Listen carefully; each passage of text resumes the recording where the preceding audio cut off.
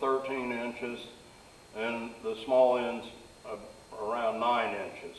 And so I should get a 6-inch cant out of that, and I'm going to make 3 2x6s 14 feet long. And I sell my wood for $1 per board foot, square board foot. And so that comes out for the 3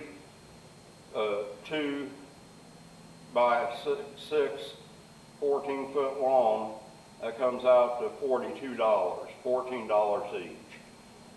That equals, and there's about 22 square